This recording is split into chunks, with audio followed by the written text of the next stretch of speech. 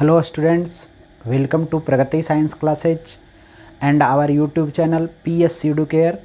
पिछले क्लास में हम लोग 11th का यूनिट एंड डायमेंशन टॉपिक देख रहे थे, जिसके अंतर्गत आधारी भौतिक राशि को हम लोग देख चुके थे, जिसके अंतर्गत 7 फंडामेंटल फिजिकल क्वांटिटी को देखा था। ठीक है, अब हम लोग दूसरे physical types of physical quantity पर आ रहे हैं, जिसके अंतर्गत डिराइव्ड फिजिकल क्वांटिटी है। कौन सा है? डिराइव्ड। ये दूसरा नंबर में हम लोग देख रहे हैं derived physical quantities. Derived physical quantities, बात समझे? इसको कहते हैं व्युत्पन्न भौतिक राशियां। व्युत्पन्न भौतिक राशियां, व्युत्पन्न भौतिक राशियां। ठीक है, चलिए तो एक डिफिनेशन लिखते हैं। व्युत्पन्न भौतिक राशियां किसको कहते हैं?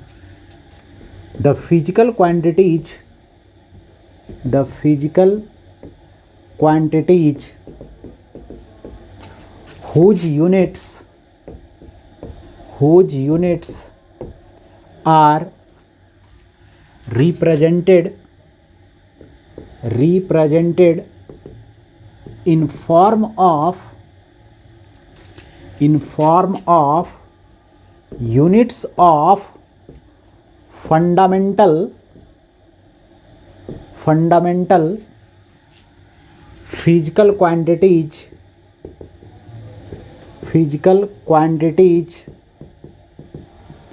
known as derived physical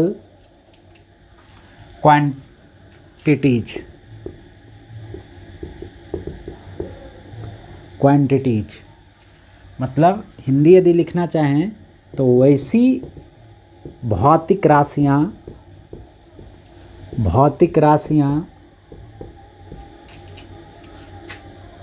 जिसका मात्रक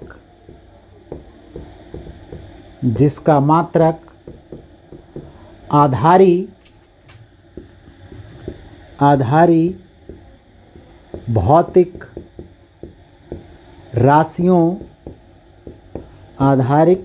भौतिक राशियों के मात्रकों के रूप में लिखा जाता हो। आधारी भौतिक राशियों के मात्रकों के रूप में लिखा जाता हो व्युत्पन्न भौतिक राशि कहलाता है।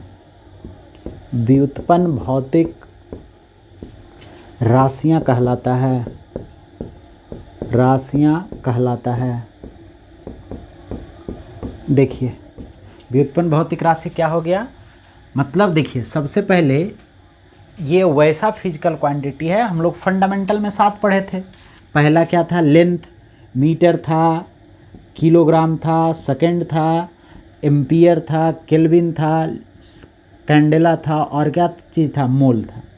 ठीक है, ये फंडामेंटल 7 फिजिकल क्वांटिटी का यूनिट था। ये बारी बारी से metre, KG, second, ampere, kelvin, candela और मोल, ये 7 फंडामेंटल फिजिकल क्वांटिटी है। अब डिराइव्ड फिजिकल क्वांटिटी वही होगा जिसका यूनिट यदि लिखने में इन सभी का ही प्रयोग होता हो, तो उसी को हम लोग डिराइव्ड फिजिकल क्वांटिटी कहते हैं। जैसे एग्जाम्पल के तौर पर हम लोग यदि देखें तो सबसे पहला एग्जाम्पल हम लोग एरिया का लेते हैं। देखिए, तो सबसे पहले कैसे लिखेंगे, कैसे व्यक्त किया जाता है? तो आप एरिया का एक फंडामेंटल फार्मूला लीजिए। जैसे एरिया का एक फार्मूला हम लोग पढ़े थे, रेक्टेंगल का एरिया लेंथ इनटू ब्रेथ। ठीक है, इसका जैसे ही यूनिट लिखना चाहेंगे तो यूनिट लिखागा। लेंथ एक प्रकार की लंबाई है और लंबाई का यूनिट क्या होता है? मीटर। उसी तरह ब्रेथ भी एक प्रकार की लंबाई है, तो ये मीटर स्क्वायर हो गया। इसको हिंदी में वर्ग मीटर कहते हैं। बात समझे? अब इसी तरह दूसरा हम लोग लेते हैं। दूसरा कौन सा ले लें? हम मान लिया ले लेते हैं वॉल्यूम। तो वॉल्यूम का सबसे पहले एक कोई भी फार्मूला, किसी चीज़ का भी वॉल्यूम का फार्मूला लिख सकते हैं, लेकिन हम लोग जब यूनिट लिख रहे होंगे तो वैसे फार्मूला का यूज करेंगे जो सबसे फंडामेंटल हो, जो सबसे सिंपलेस्ट हो। तो वॉल्यूम का हम लोग घनाभ का वॉल्यूम पढ़े थे, क्यूबाइड का लेंथ इंटू ब्रेथ और इंटू हाइट, ऐसा ही पढ़े थे नहीं? तो इसका यूनिट लिखेंगे तो क्या लिखा जाएगा? देखिए तो लंबाई का यूनिट मीटर, और अभी ब्रेथ भी एक प्रकार की लंबाई है, ये हम लोग देखे, और उसके बाद हाइट भी एक प्रकार की लंबाई के रूप में ही है। तो इसका क्या आ जाएगा? मीटर क्यू, या इसी को कहते हैं क्यूबिक मीटर। क्या बोलते हैं? Cubic metre. मीटर क्यू लिखिए या फिर क्यूबिक मीटर कहिए, ठीक है। तीसरा हम लोग इसी तरह से देखते हैं, मान लिया जाए देख लिए हम लोग किसका? डेंसिटी का देख लिए, डेंसिटी। तो डेंसिटी बराबर क्या हम लोग फॉर्मूला पढ़े हैं? Mass upon volume. Mass upon क्या चीज़? वॉल्यूम। नहीं, अब इसका यदि हम लोग यूनिट लिखेंगे तो मास का यूनिट फंडामेंटल में था, फंडामेंटल में क्या था? केजी, नहीं? और वॉल्यूम का भी पढ़े हम लोग, क्या चीज़? Metre cube. इसी को लिख सकते हैं केजी पर मीटर क्यू, नहीं? केजी पर मीटर क्यू। और किसी का भी देख सकते हैं, जैसे मान लिया जाए हम लोग देखते हैं स्पीड का। स्पीड का मतलब हो गया चाल। तो क्या पढ़े थे? Distance upon time. ये हम वो सभी फॉर्मूला को लिख रहे हैं जो पहले 9th क्लास या 10th क्लास में देख चुके हैं। डिस्टेंस और अपॉन क्या चीज़? टाइम। यहाँ से यूनिट लिखेंगे तो क्या लिखा जाएगा? डिस्टेंस का यूनिट होता है मीटर। अभी डिस्टेंस भी एक प्रकार का क्या है? लेंथ है। और टाइम का यूनिट क्या हो जाएगा? सेकंड। तो मीटर बटा सेकंड, इसी को कह सकते हैं मीटर सेकंड इनवर्स, नहीं? इस तरह से और भी किसी का लिखना चाहते हैं तो लिख सकते हैं, जैसे एक्सेलरेशन भी पढ़े थे। एक्सेलरेशन,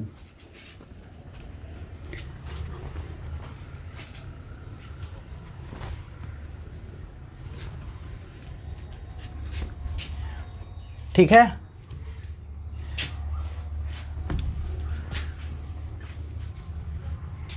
देखिए एक्सेलरेशन, इसको हिंदी में कहते हैं क्या चीज़? त्वरण।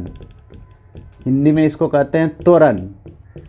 तो change in velocity upon time होता है formula. Change in velocity delta भी वही delta T upon time interval, या लिखिए टाइम। तो यहाँ से यूनिट लिखेंगे तो क्या लिखा जाएगा?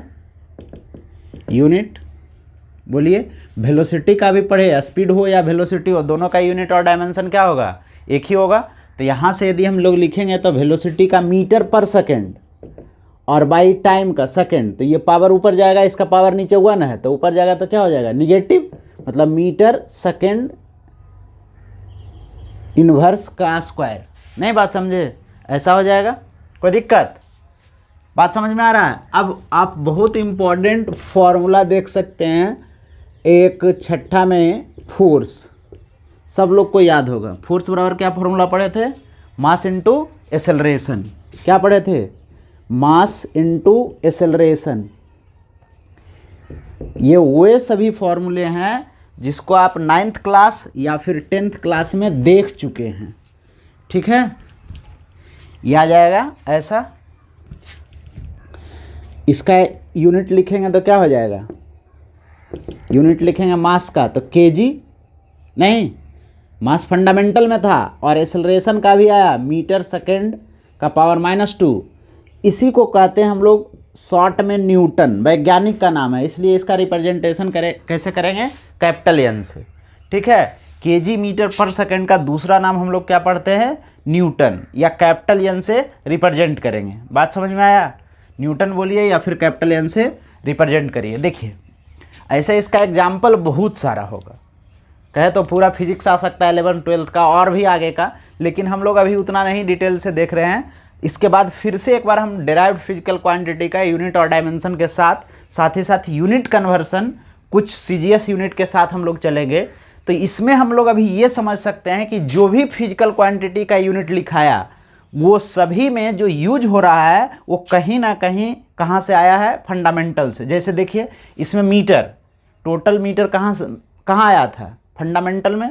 यहाँ पर भी देख सकते हैं केजी कहाँ से था, फंडामेंटल में था, मीटर भी कहाँ था, फंडामेंटल में था। यहाँ पर भी देख सकते हैं मीटर फंडामेंटल में था और सेकंड भी कैसा था, फंडामेंटल फिजिकल क्वांटिटी में था। इसमें भी देखिए उसी तरह से मीटर फंडामेंटल में, सेकंड में भी कहाँ था, फंडामेंटल में था टाइम का, ठीक है। उसी तरह इसमें भी देखिए फोर्स में केजी फंडामेंटल है, फंडामेंटल फिजिकल क्वांटिटी का यूनिट है, मीटर भी फंडामेंटल फिजिकल क्वांटिटी का यूनिट है और सेकंड भी किसका है, फंडामेंटल फिजिकल क्वांटिटी का यूनिट है। मतलब डेराइव्ड फिजिकल क्वांटिटी उसी को कहा जाता है जिसके यूनिट को फंडामेंटल के टर्म में, इसी को कहते हैं in form of fundamental physical quantity या in terms of fundamental physical quantity, कि है फोर्स का यूनिट इतना, लेकिन इसमें जो जो भी यूनिट का प्रयोग हुआ है वे सभी यूनिट कहाँ से निकल कर आए हैं, तो फंडामेंटल से निकल कर आए हैं, इसलिए इसको डेराइव्ड फिजिकल क्वांटिटी कहते हैं।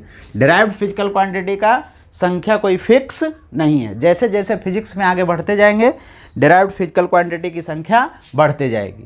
बात समझे, तो इसकी संख्या फिक्स नहीं है, बहुत सारा लिखा जा सकता है। ये हम वही उसी को केवल लिखे हैं जिसको कि या तो 9th क्लास में या तो फिर 10th क्लास में देख चुके थे, ठीक है। अब देखिए तीसरा फंडामेंटल फिजिकल क्वांटिटी हम लोग देखे थे, एक बार फिर से हम आएंगे डेराइव्ड फिजिकल क्वांटिटी पर।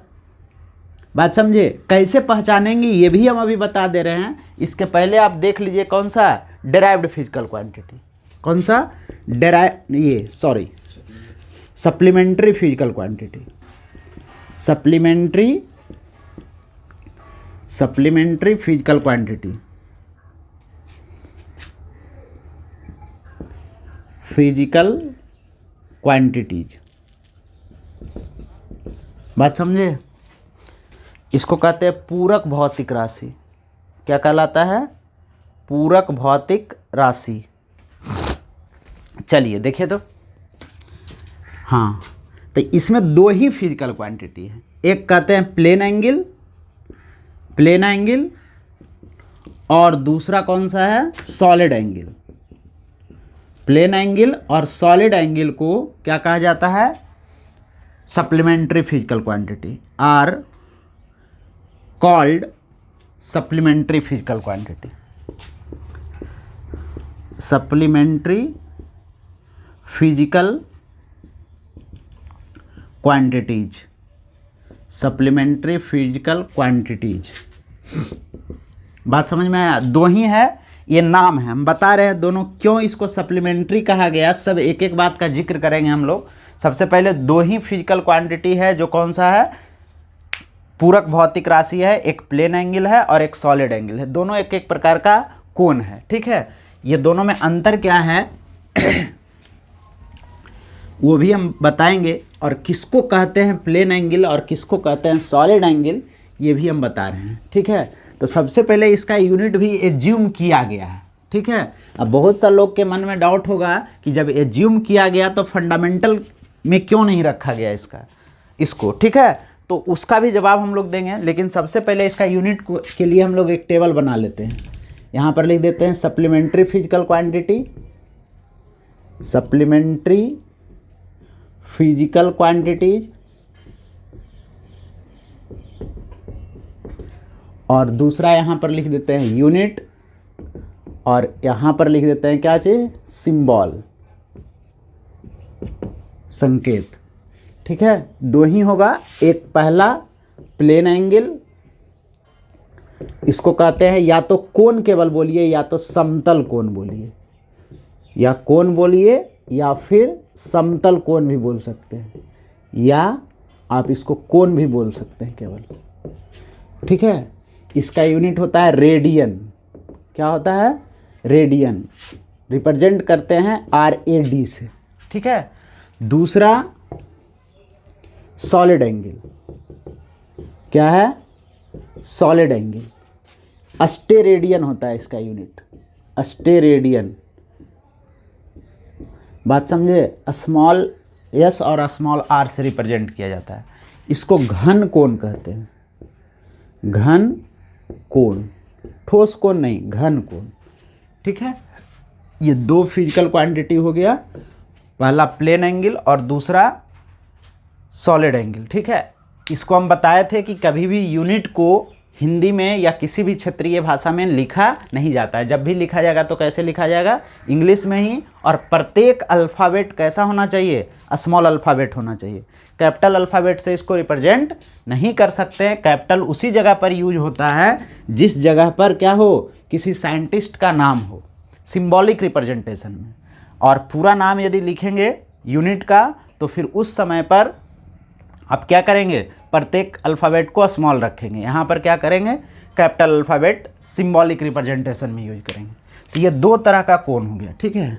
अब देखिए, सबसे पहले आपको देखना होगा कि प्लेन एंगल किसको कहते हैं। तो जो एंगल आज तक आप पढ़ते आए थे वो सब कैसा था, प्लेन एंगल था।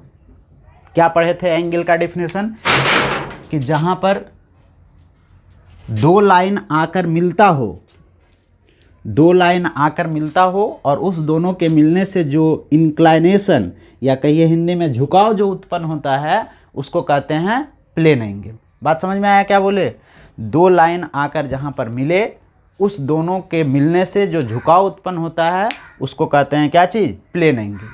ठीक है, एकदम स्पष्ट, दो लाइन के मिलने से। लेकिन solid angle infinite number of line के आकर मिलने से बनता है। बात समझे, अभी हम बता रहे हैं, अभी लिखने की ज़रूरत नहीं है। ठीक है, देखिए सबसे पहले डिफिनेशन लिखिए प्लेन एंगल का। प्लेन एंगल कहते किसको है, ठीक है, क्योंकि ये दोबारा नहीं आएगा।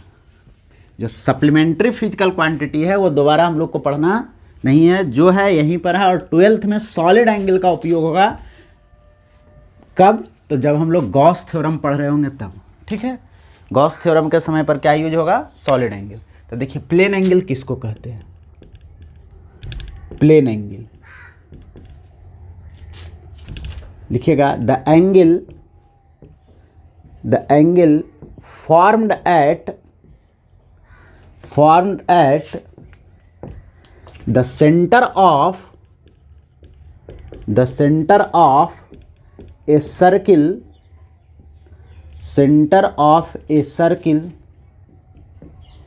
by some length of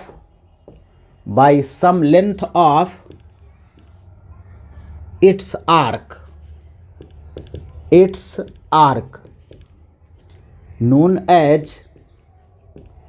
known as plane angle। देखिए क्या बोले जो समझिएगा। एक सर्किल ले लिए, कोण को समझने के लिए सबसे पहले क्या लेना पड़ेगा, एक सर्किल लेना पड़ेगा। एक सर्किल ले लिए। आर्क किसको कहते हैं, इसको हिंदी में कहते हैं चाप। हिंदी भी लिख दे रहे हैं हम। आर्क को हिंदी में कहते हैं चाप। इसके किसी भी एक पार्ट को कट कर लिए, सर्किल है, स्फेयर नहीं है, एक कहीं से भी दो जगह से काटे तो एक लेंथ मिलेगा, कर्व लेंथ मिलेगा। ठीक है, उसी कर्व लेंथ को हम लोग क्या कहते हैं, आर्क कहते हैं। इसके द्वारा इसके सेंटर पर, किसके सेंटर पर, उसी सर्किल के, जिस सर्किल का हम लोग आर्क लिए उसी सर्किल के सेंटर पर उस लेंथ ऑफ आर्क के द्वारा जो कोण बनेगा उसी को हम लोग कहेंगे क्या चीज़, प्लेन एंगल। बात समझ में आया, ये क्या है, this is the centre of the circle, O, इसको हम लिख देते हैं क्या है, सेंटर है। बात समझे, किसी भी लेंथ ऑफ आर्क के द्वारा, ये बात समझिएगा। कोई भी इधर वाला बड़ा वाला भी आर्क देख सकते हैं, तो ये बड़ा वाला कोण लेंगे, मतलब सीधा एक कट किए सर्किल के लेंथ को, उस दोनों लेंथ को उसके सर्किल के, उस सर्किल के सेंटर से मिला दिए, तो जो कोण बना उसको कहते हैं प्लेन एंगल। बात समझे, क्या बोले, प्लेन एंगल क्या होता है कि दो रेडियस के बीच जो कोण बना, ये दोनों रेडियस है, ये भी रेडियस है, ये भी रेडियस है, और ये भी क्या है, रेडियस है, और इसको कहते हैं लेंथ ऑफ आर्क। इसको क्या कहते हैं, लेंथ ऑफ आर्क, चाप की लंबाई।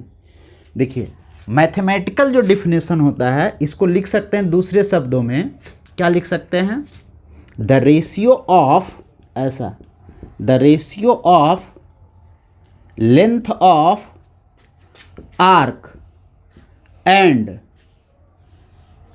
रेडियस, या टू द रेडियस, ऐसे भी लिख सकते हैं, टू द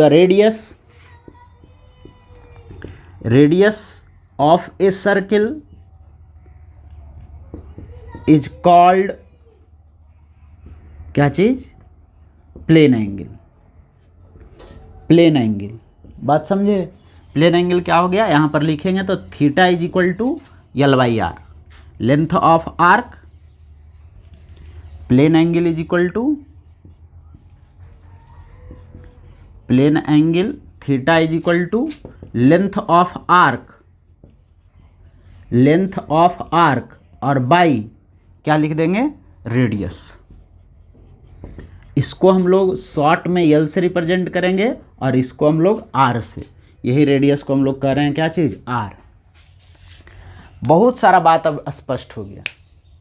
देखिए, आपको जब 6, 7, 8 क्लास में बताया गया होगा तो उस समय बताया गया होगा कि कोन को जब भी रिप्रेजेंट करना हो ना तो इस तरह से कर्व बनाते हैं। नहीं, इस तरह से कर्व बनाने का मतलब क्या हो रहा है कि ये छोटा सा हम सर्किल एज्यूम कर रहे हैं। क्या कर रहे हैं?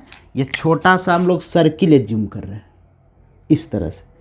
बात समझे? ये छोटा सा सर्किल एज्यूम किए और इस सर्किल के सेंटर पर वही कोण जो यहाँ पर बन रहा था उसी को रिप्रेजेंट करने का तरीका हो गया। मतलब इसको लेंथ ऑफ आर्क। अब यदि लेंथ ऑफ आर्क बड़ा कर दिए तो देखिएगा, अभी रेडियस था यहाँ से यहाँ तक, ये छोटा वाला रेडियस था, नहीं, ये छोटा वाला रेडियस था। अब लेंथ ऑफ आर्क यहाँ पर इतना बड़ा बना है तो इसके रिस्पॉन्डिंग या इसके करस्पॉन्डिंग सर्किल का रेडियस भी अपने आप क्या हो गया? बड़ा हो गया। वो रेशियो कांस्टेंट है, चूंकि एंगल वही है, इसलिए यदि लेंथ ऑफ आर्क छोटा लिए तो अपने आप रेडियस भी कैसा हो जाएगा? छोटा हो जाएगा। यदि लेंथ ऑफ आर्क बड़ा लिए तो रेडियस भी अपने आप कैसा हो जाएगा? बड़ा हो जाएगा। लेकिन दोनों का रेशियो हमेशा क्या रहेगा? कांस्टेंट रहेगा किसी गिवन एंगल के लिए। मतलब एक कोण को यदि लेंथ ऑफ आर्क छोटा करें या बड़ा करें उससे अंतर नहीं पड़ रहा है। तो वहाँ पर रिप्रेजेंट करने के लिए जो बताया गया था उतना डिटेल से आपको नहीं बताया गया था, लेकिन ये बात स्पष्ट था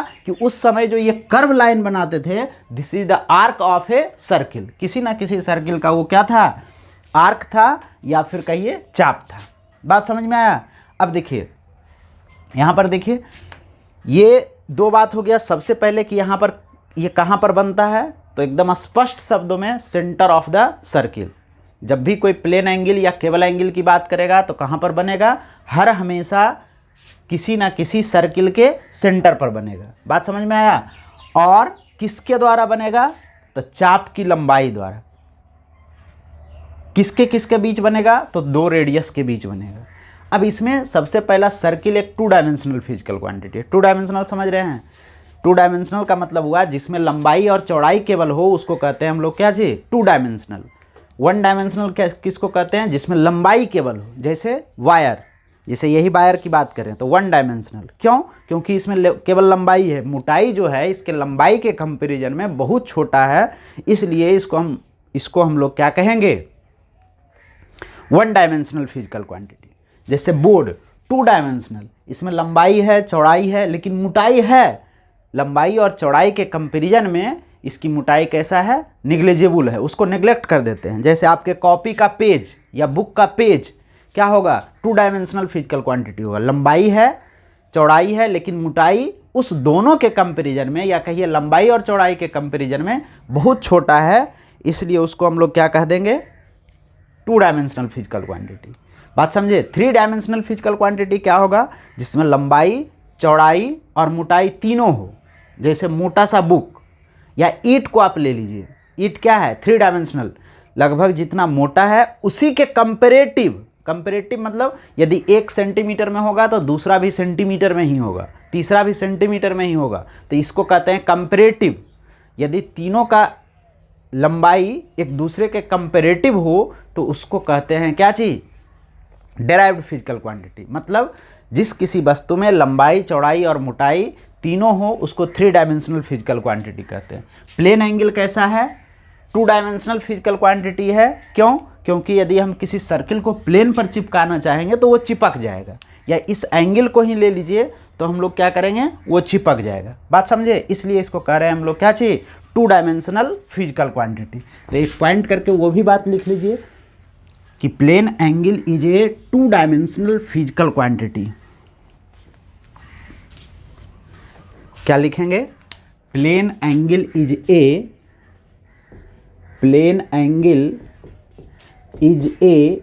टू डायमेंशनल फिजिकल क्वांटिटी। बात समझे? ये कैसा राशि है? द्विविमीय भौतिक राशि है। बात समझे? बारी बारी से तीनों का हम पहले हिंदी लिख देते हैं। पहला पॉइंट से, समतल कोण किसको कहते हैं? समतल कोण, ठीक है। इसको थीटा से रिप्रेजेंट करेंगे। वह कोण जो किसी वृत्त के किसी चाप की लंबाई द्वारा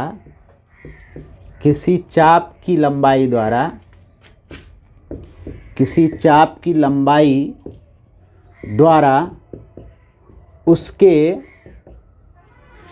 केंद्र पर बना कोण समतल कोण कहलाता है। बात समझे? और दूसरा में उसी तरह से देखिएगा, दूसरा पॉइंट क्या लिखे हैं? समतल कोण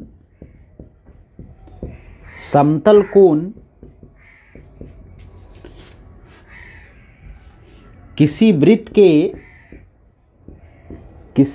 के किसी चाप की लंबाई और उसकी त्रिज्या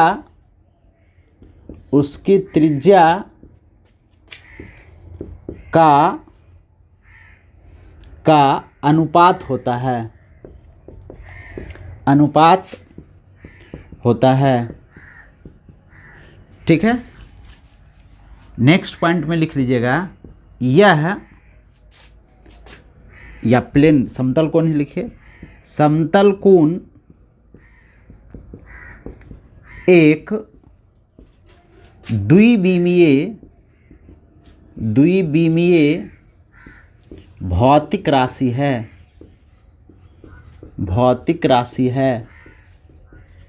बात समझे? कोई दिक्कत? मतलब सबसे पहले जो प्लेन एंगल होता है वो क्या होता है? किसी चाप के, किसी वृत्त के किसी चाप की लंबाई द्वारा उसके केंद्र पर बनता है। दो रेडियस के बीच हमेशा बनता है। किसके बीच बनता है? दो रेडियस के बीच बनता है। ठीक है। इसको मैथमेटिकली बहुत इंपॉर्टेंट फॉर्मूला है, theta is equal to L upon R. बात समझे? ना जाने फिजिक्स में पूरे में कितना बार, कम से कम 10 20 50 बार तो जरूर यूज होगा theta is equal to L by R. मतलब 11th 12th को मिला दें तो, और मैथ में भी यूज होगा। ठीक है। तो ये हो गया। हमेशा ये कहाँ पर बनता है, ये सबसे ज़्यादा इंपॉर्टेंट है कि आपको theta is equal to L by R formula use होगा। बात समझे? ऐसा नहीं कि डायरेक्ट एग्जाम में पूछता है, आपको किसी क्वेश्चन में यूज पड़ जाएगा। ठीक है। चलिए अब हम लोग देखते हैं सॉलिड एंगल। क्या देखते हैं? सॉलिड एंगल किसको कहते हैं?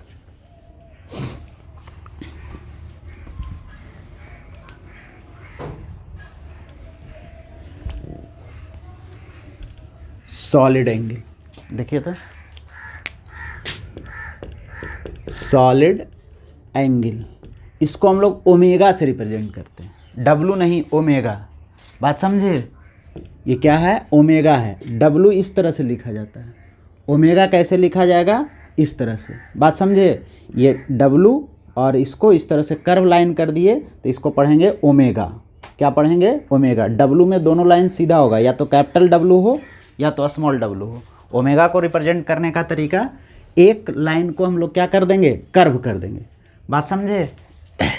तो लिखिएगा, ये जैसे जैसे आप वहाँ पर सर्किल के लिए जूम किए थे उसी तरह यहाँ पर हम लोग इसको कहाँ पर जूम करेंगे? सब कुछ स्फेयर। स्फेयर समझ रहे हैं? गोला के केंद्र पर बनता है और उसके किसी सरफेस एरिया के द्वारा बनता है। किसके द्वारा बनता है? सरफेस एरिया के द्वारा। बात समझ में आ रहा है? सॉलिड एंगल जो होता है वो किसी न किसी स्फेयर के केंद्र पर उसके किसी सरफेस एरिया के द्वारा फॉर्म होता है। तो वही बात हम लोग लिखेंगे, the angle formed at the centre of a sphere by some area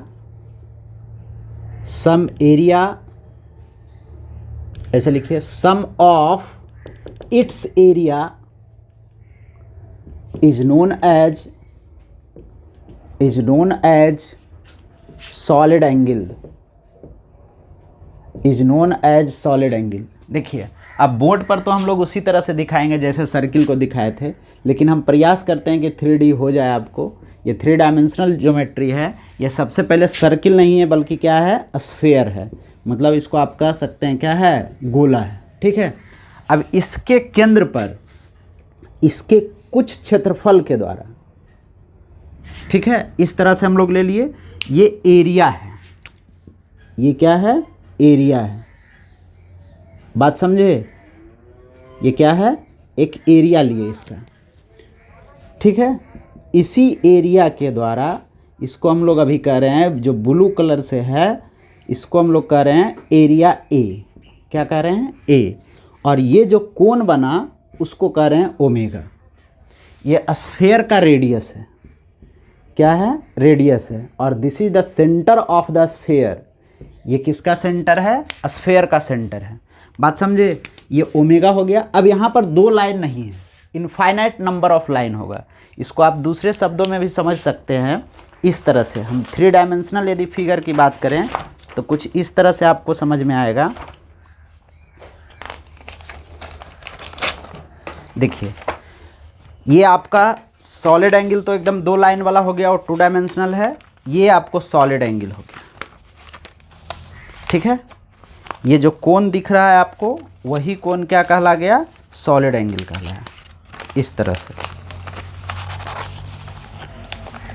ठीक है। ये कोण आपको क्या कहलाएगा, सॉलिड एंगल कहलाएगा, जो ये कोण दिख रहा है। अब यदि हम यहाँ पर देखें तो यहाँ पर इनफाइनाइट नंबर ऑफ लाइन्स आकर मिलता है। जैसे प्लेन एंगल में हम लोग कह रहे थे 2 लाइन आकर मिलता है, यहाँ पर क्या होता है, इनफाइनाइट नंबर ऑफ लाइन्स आकर मिलेगा। जैसे देखिए इस तरह से एक लाइन यहाँ से बनाए, ये एरिया हो गया। ये क्या हो गया, जो यहाँ गैप दिख रहा है, this is the area of the sphere. ये वो स्फेयर का एरिया हुआ। और भी हम बहुत अच्छा एग्जांपल देंगे, एक बार में समझ में आ जाएगा। अभी हम फिगर से दिखा रहे हैं। ये एरिया हो गया जितना ये कर्व है, ठीक है, और ये सेंटर हो गया। यहाँ पर जब भी होगा तो इनफाइनाइट नंबर ऑफ लाइन, या कहिए इनफाइनाइट नंबर ऑफ रेडियस, ये 2 रेडियस नहीं है ब्लैक वाला, इनफाइनाइट है। जब साइड व्यू देखेंगे तो प्लेन को भी आपको दिखाना पड़ेगा किसमें, लाइन में।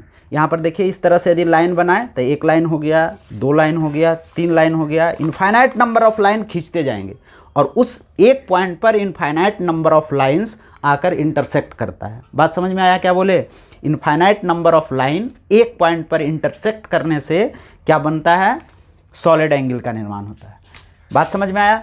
अब देखिए इसका एकदम प्रैक्टिकल एग्जाम्पल समझने के लिए आप तारबूज ले लीजिए, ठीक है। प्रैक्टिकल एग्जाम्पल, जैसे नहीं देखते हैं कि तारबूज यदि आप लिए, वाटरमेलन जिसको इंग्लिश में कहते हैं, वाटरमेलन को आप लीजिएगा मार्केट में तो कहिएगा कि अंदर में कैसा है दिखाइए, तो बहुत अच्छे ढंग से इस तरह से या तो त्रिभुजाकार या फिर रेक्टेंगुलर शेप में कट करता है, नहीं इस तरह से। ये वाला हो गया ऐसा। ये रेक्टेंगुलर शेप जो वहाँ पर कोण दिखता है ना, वो परफेक्ट सॉलिड एंगल है। वहाँ से निकाल लिया इस रेक्टेंगुलर शेप में, या ट्रायंगुलर शेप में भी कहीं कहीं पर कट करेगा आपको इस तरह से, ठीक है। इस तरह से आप मान लीजिए ये और ये, बात समझ में आया? यहाँ पर इस तरह से, बात समझे? तो ये जो दिखेगा उधर से टॉप व्यू से देखिएगा तो एक ट्रायंगल दिखेगा, लेकिन जैसे ही उसको निकालेगा तो क्या दिखेगा, एक कोण दिखेगा। उसी कोण को हम लोग कहते हैं क्या जी, सॉलिड एंगल। सॉलिड एंगल हमेशा कहाँ पर बनेगा, सबसे पहली बात सेंटर पर बनेगा, इनफाइनाइट नंबर ऑफ रेडियस का। और भी बहुत अच्छा एग्जाम्पल है, जैसे एक सर्किल ले लीजिए या आप रिंग ले लीजिए, बात समझे, रिंग लीजिएगा, उसके एक एज पर, जैसे ये रिंग ले लीजिए, अब इसके प्रत्येक पॉइंट पर क्या करिए, धागा का एक टुकड़ा बांधिए, सिंपल, ठीक है। ये धागा का टुकड़ा बांध दिए, एक एक धागा का एक छोटा सा धागा लिए, उसको यहाँ पर बांध दिए, फिर यहाँ पर बांधे दूसरा धागा को, फिर तीसरा धागा को, चौथा को, पांचवा को, इस तरह से जितना आपको इच्छा हो इस सर्किल के, ये सर्किल है, इस सर्किल के सरकमफेरेंस पर बांध दीजिए। अब प्रत्येक धागा का दूसरा एंड पॉइंट को एक साथ बांध दीजिए। अब उधर से देखिएगा तो कैसा दिखेगा, एक सॉलिड एंगल दिखेगा। बात समझे, सॉलिड एंगल का सिंपल एग्जाम्पल ये भी है। अब तारबूज वाला ले लीजिए, जैसा काट कर निकालता है उसी को हम लोग क्या कहते हैं, सॉलिड एंगल कहते हैं, ठीक है। ये तो समझने की बात है। सीधा ये 3 डायमेंशनल फिगर है और कहाँ पर बनता है, तो रेडियस, ये सेंटर ऑफ द स्फीयर किसके बीच बनता है, तो इनफाइनाइट नंबर ऑफ रेडियस के बीच। किसके द्वारा बनता है, तो कुछ एरिया के द्वारा। किसका एरिया, उसी स्फीयर का। बात समझे। या आइए हम लोग सॉलिड एंगल का हिंदी में डेफिनेशन लिखते हैं। घन कोण किसको कहते हैं, ओमेगा से रिप्रेजेंट करते हैं। घन कोण क्या होता है, अभी हम लोग लिखे इंग्लिश में डेफिनेशन। किसी गोला के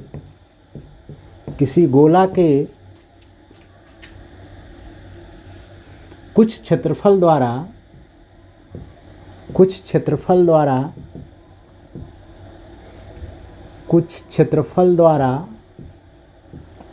उसके केंद्र पर बनाया गया कोण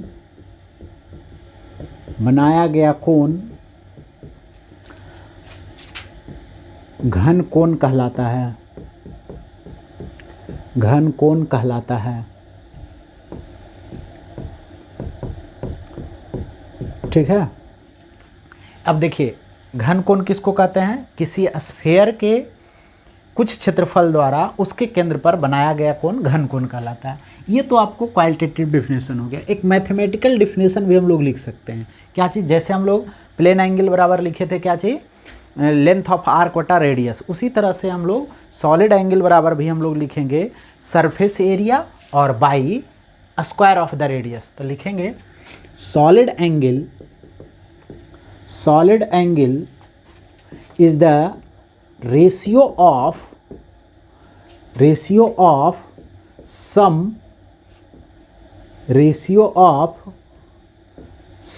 area and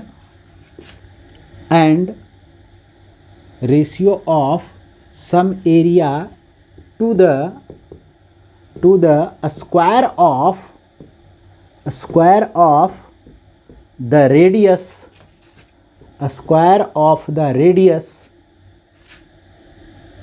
of the sphere। बात समझे, मतलब सॉलिड एंगल क्या होता है, घन कोण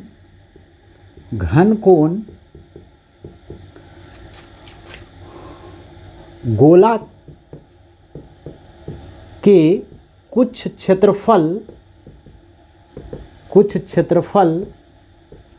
और उसकी त्रिज्या का वर्ग का अनुपात होता है। बात समझे। यदि हम यहाँ पर लिखें solid angle omega is equal to, तो क्या लिखेंगे, सरफेस एरिया और by square of the radius. इसको ओमेगा इज इक्वल टू लिखेंगे हम लोग, क्या लिख देंगे, a बटा आर स्क्वायर। बात समझे। ये भी हो सकता है, इसमें कोई दिक्कत है तो बोलिए। सरफेस एरिया क्या होता है, सरफेस एरिया बटा अब ये जो डिफिनेशन है मैथमेटिकल, ये बहुत जगह पर फेल कर जाता है। फेल क्यों कर जाता है? क्योंकि यहाँ पर जो एरिया होता है वो नॉर्मल एरिया होता है। बात समझे? मतलब जब सॉलिड एंगल होगा तो इसको हम एक नोट करके पॉइंट में देखते हैं। देखिए तो सॉलिड एंगल कैसे हम लोग और अच्छे ढंग से समझेंगे, जब ये इस तरह से, देखिए यहाँ पर हम लोग एक सरफेस एरिया बनाते हैं। देखिए तो ये अभी फिगर भी बनाए थे, फिर से हम एक बार बता देते हैं, ऐसा कुछ फिगर है। अब देखिए इसको आगे की बात को समझने के लिए हम लोग यहाँ पर फिर से ये ओमेगा ले लिए और ये वाला एरिया को कुछ हम 3 डायमेंशनल दिखाने का प्रयास कर रहे हैं, ठीक है, ताकि लगे ये 3 डायमेंशनल है। ये एरिया है इतना दूर का, ठीक है, ये एरिया हो गया ऐसा। कोई दिक्कत? सॉलिड एंगल हम बनाकर भी दिखाए थे। ये ओमेगा हो गया और इसी को हम लोग एरिया कह रहे हैं और ये रेडियस है आर, ओमेगा है। अब देखिए यहाँ पर क्या है, ये जो सरफेस एरिया है वो रेडियस के साथ 90 डिग्री का कोण बना रहा है। बात समझे?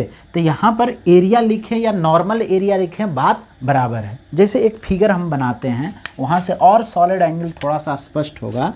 हम कुछ इस तरह से एक फिगर बना देते हैं, ठीक है। यहाँ पर एक पॉइंट ले लेते हैं इस तरह से। देखिए बहुत बार हम ये 11th के बच्चों को नहीं बताते हैं। ये एरिया दे रखा है, मान लिया जाए ब्लैक वाला एरिया जो दिख रहा है आपको, ये एरिया को हम लोग कह रहे हैं ए एरिया है। कैसा एरिया है? ये ए एरिया है। बात समझे? इसका एरिया का वैल्यू लिखा हुआ है ए। अब देखिए यहाँ पर ऐसा भी और भी बना सकते हैं, ऐसा। बात समझे? इस तरह से।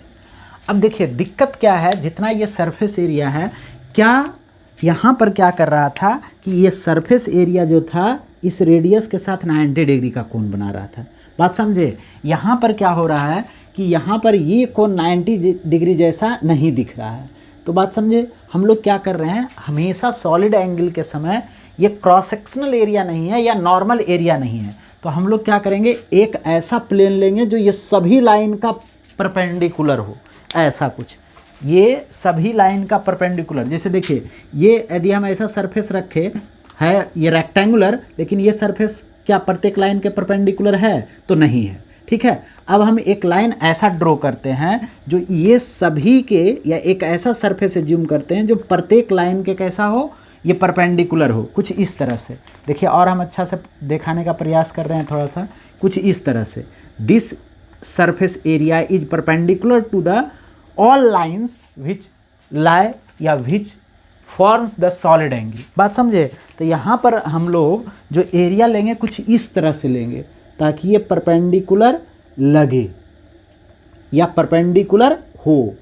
लगने से ज़्यादा मतलब नहीं है, ये परपेंडिकुलर हो इस तरह से।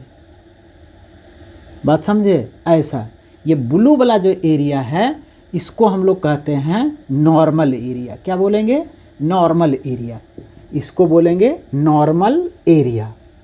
बात समझे? अब इस दोनों के जो बीच का कोण बन रहा है वो थीटा, और ये वाला कोण तो पहले से ही हम लोग जान ही रहे थे, कैसा है, ये ओमेगा लिखा हुआ है। बात समझे? ये एरिया हुआ। अब एक वेक्टर का 2 कंपोनेंट, इसीलिए हम कभी कभी 11th के बच्चे को भी ये बात नहीं बताते। इसलिए नहीं बताते हैं क्योंकि कंपोनेंट ऑफ वेक्टर नहीं पढ़े हैं, लेकिन बाद में चूँकि टाइम नहीं मिलता है या वैसा कोई सिचुएशन नहीं आ पाता है जहाँ पर इसको पूरा डिटेल से बताया जाए, इसलिए हम अभी थोड़ा सा बता देते हैं। एक वेक्टर कोई यदि ऐसा है, ठीक है, मान लिया जाए ये एक वेक्टर ऐसा है, ये एक्स एक्सिस है, ये बाई एक्सिस है, इधर ए वेक्टर है, ये बाई एक्सिस हो गया और ये एक्स एक्सिस हो गया। हम एक्सिस पर भी चर्चा करेंगे। तो इसका इधर का कंपोनेंट जिधर थीटा होता है उधर mod of A cos theta लिखते हैं, ठीक है, और इधर mod of A sine theta होता है। बस अभी आप मान लीजिए। तो उसी तरह से ये एरिया ए है, तो ये ब्लू वाला नॉर्मल एरिया कितना हो जाएगा, ए कॉस थीटा हो जाएगा। इधर वाला एरिया जो पैरेलल वाला एरिया होगा या अलोंग द सर होगा, वो वाला कैसा हो जाएगा, साइन थीटा। जिधर थीटा उधर कॉस थीटा, जिधर थीटा नहीं उधर साइन थीटा। बात समझे? ये थोड़ा सा रफ में हम आइडिया दिए, और नहीं तो अभी आप मान लीजिए कि ब्लू वाला एरिया कैसा है, normal area A cos theta है, ठीक है। हम इसको मिटा देते हैं। हम लोग देख रहे थे सॉलिड एंगल। सॉलिड एंगल यहाँ पर क्या हो जाएगा, solid angle is equal to हो जाएगा, देखिए तो omega is equal to normal area, हम लोग अच्छे शब्द में लिखें तो क्या हो जाएगा, नॉर्मल एरिया और बटा रेडियस का स्क्वायर। बात समझे, मतलब ओमेगा बराबर नॉर्मल एरिया कितना आ गया, a cos थीटा और बाई आर स्क्वायर। ये बात समझिएगा, ओमेगा बराबर क्या हो जाएगा, a cos theta by R square, normal area. अब कहिएगा तो क्या सर ये फॉर्मूला गलत है, नहीं, इस गिवन फिगर के लिए ये फॉर्मूला भी एकदम सही है, क्योंकि इसमें जो भी एरिया होगा वो हमेशा क्या होगा, नॉर्मल एरिया ही रहेगा। बात समझे, कोई दिक्कत। और बहुत सारा सिचुएशन ऐसा होगा जिसमें नॉर्मल एरिया नहीं दिया रहेगा, कुछ और दिया रहेगा, तो ऐसी स्थिति में आप लोग क्या करेंगे, उसको normal area component of A vector से कन्वर्ट कर लेंगे। बात समझे, कैसे कन्वर्ट करेंगे, तो a cos थीटा, यदि इधर वाला कौन दिया हुआ रहता तो a sin थीटा भी लिख सकते थे, ठीक है। आगे विशेष और चर्चा होगा, नहीं तो इतना से भी काम चल जाएगा। अब देखिए, सॉलिड एंगल एक 3 डायमेंशनल फिगर है। 3 डायमेंशनल समझते हैं, 1 डायमेंशनल जिसमें केवल लेंथ हो, हम बताए भी थे, और जिसमें लंबाई और चौड़ाई दोनों हो, जैसे पेज एक 2 डायमेंशनल है, लंबाई और चौड़ाई है, मोटाई नहीं के बराबर है, या लंबाई और चौड़ाई के कंपैरिजन में बहुत कम है, इसलिए इसको कहते हैं क्या चीज़, 2 डायमेंशनल। 3 डायमेंशनल जिसमें लंबाई चौड़ाई और मोटाई तीनों हो या ऊंचाई तीनों हो, उसको क्या कहेंगे, 3 डायमेंशनल। तो ये एक स्फीयर ही 3 डायमेंशनल है, तो एकदम नेचुरल सी बात है कि सॉलिड एंगल भी कैसा होगा, आपको 3 डायमेंशनल ही होगा। तो यहाँ पर लिख देंगे solid angle is A 3 dimensional, solid angle is A 3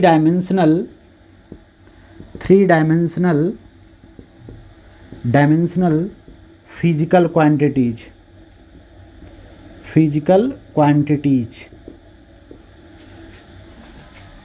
is a 3 dimensional physical quantity. बात समझे, घन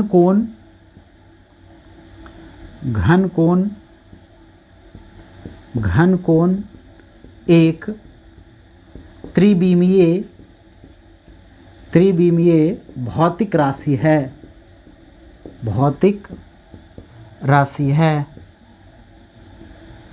बात समझे, ये सॉलिड एंगल खत्म हो गया। अगले लेक्चर में हम लोग क्या करेंगे, इससे रिलेटेड क्वेश्चन करेंगे। तो आज का लेक्चर यहीं तक, इस वीडियो को यहीं तक रखते हैं।